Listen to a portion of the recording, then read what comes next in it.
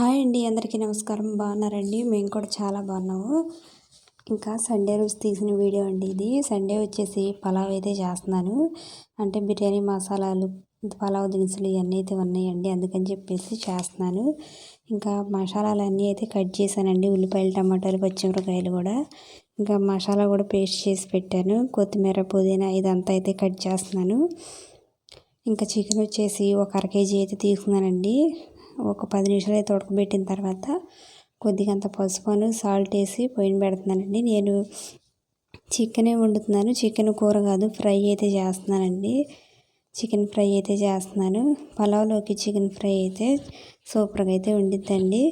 ఇంకా చికెన్లో అయితే 2 ఉల్లిపాయలను, పచ్చిమిరపకాయలు అయితే వేస్తున్నాను. ఇంకా బిర్యానీ వస్తుంది, పలావ్ వండటానికైతే ప్యాన్ పెట్టి కొద్దిగా ఆయిల్ అయితే వేసానండి. ఆయిల్ కొద్దిగా వేడెక్కిన తర్వాత సన్నగా కట్ చేసుకున్న ఉల్లిపాయ ముక్కలను, ఇంకా 2 పచ్చిమిరపకాయలు కూడా వేసాను. ఇవి కాస్త లైట్గా ఫ్రై అయితే సరిపోతుంది. ఇవి చూడండి, కొద్దిగా లైట్గా అయితే ఫ్రై చేస్తున్నానండి. తర్వాత ఈ పలావ్ దినుసులు ఉంటాయి కదండి, చెక్క, లవంగాయలు, ఆకులు, ఇవన్నీ అయితే అందులో వేసేసాను. స్టార్ పువ్వు, అనాస మొత్తం వేసానండి. బిర్యానీ ఆకులు కూడా 4 అయితే వేసాను. ఇవి కూడా కొంచెం లైట్గా ఫ్రై చేసుకుంటే సరిపోయిద్ది, కొద్దిగా మంచి వాసన వచ్చిందాక. ఇంకెట్లయితే ఫ్రై చేస్తున్నానండి. నేను పలావ్ వండి కూడా చాలా రోజులు అవుతుంది. ఈ మధ్యకాలంలో అయితే అసలు ఏం వండట్లేదండి. సింపుల్గా ఒక పావు గంటలో అట్ట అయిపోద్ది, ఎక్కువ టైం ఏం పట్టదండి. ఇంకా మనం ఈ మసాలాలు ఫ్రై చేసుకున్నంతసేపే, తర్వాత ఇంకేసురు పెడితే ఎంతోసేపు అయితే పట్టదు. గరం మసాలా పొడి అయితే అందులో వేస్తున్నానండి. ధనియాలు, చెక్క, లవంగాయల పొడి ఇది కూడా వేసి ఇంకోసారి ఫ్రై చేసుకుంటే సరిపోతుంది.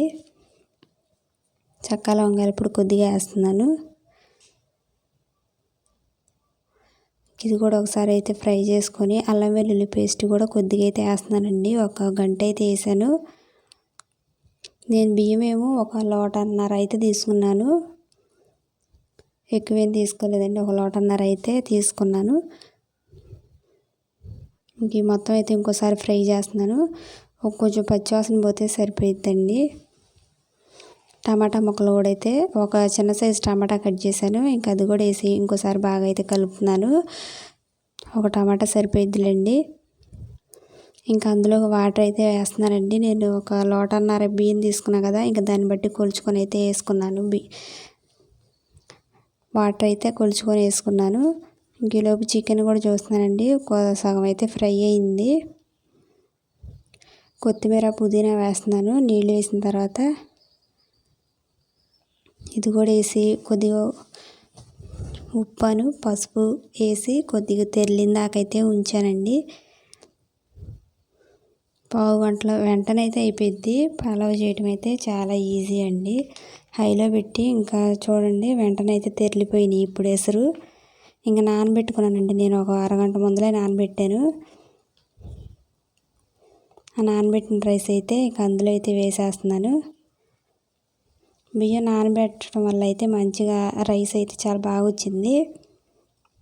పలావ్ అన్నం అయితే చాలా బాగా వస్తుందండి బియ్యం నానబెడితే ముందలే. ఇంకెట్లా రైస్ అయితే మొత్తం అందులో వేసి ఇంకోసారి గంటతో బాగా తిప్పి మూత పెట్టి తొక్క ఉడికిన దాకైతే ఒక 10 నిమిషాలు ఉంచాను. అట్లాగే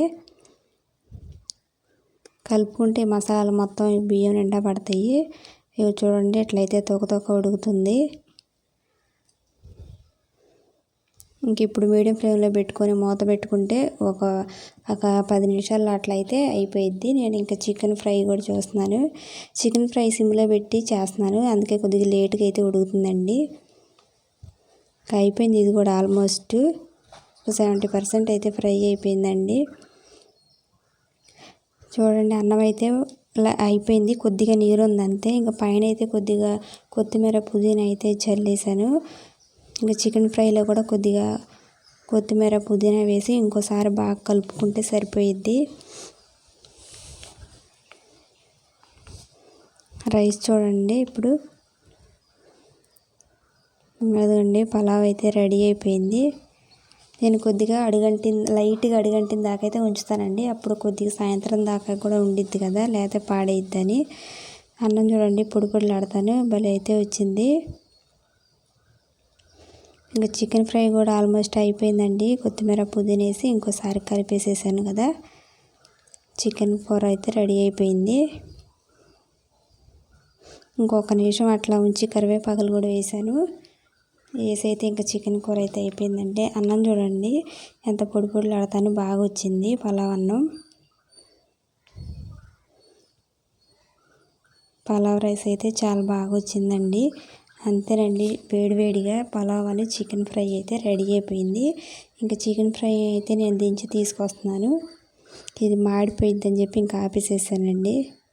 అడుగు కూడా మనం వండేటప్పుడు అడుగు కూడా చాలా మాడిపోయిద్ది. కొంచెం లో ఫ్లేమ్లో పెట్టుకొని అయితే చికెన్ ఫ్రై చేసుకోవాలి. అరగంట పట్టిందండి నాకు చికెన్ ఫ్రై చేయడానికి. ఇంక నేనైతే వేడివేడిగా అన్నం అయితే వేసుకుంటున్నాను. చికెన్ ముక్కలు కూడా 2-3 వేసుకున్నానండి. చికెన్ కూడా చాలా సాఫ్ట్గాను చాలా బాగా అయితే వచ్చింది. చికెన్ ఫ్రై అను పలావ్ టేస్ట్ కూడా చాలా బాగుంది. వేడివేడి కాలిపోతుంది. వేడివేడి అన్నం తింటే బాగుండిద్దండి. అట్లా ఎవరికైనా ఇష్టమే అనుకుంటా. నాకైతే వేడివేడి అన్నం తింటమే ఇష్టం.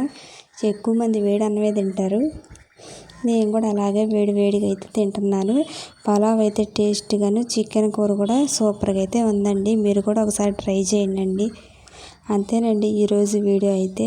వీడియో నచ్చితే లైక్ చేయండి.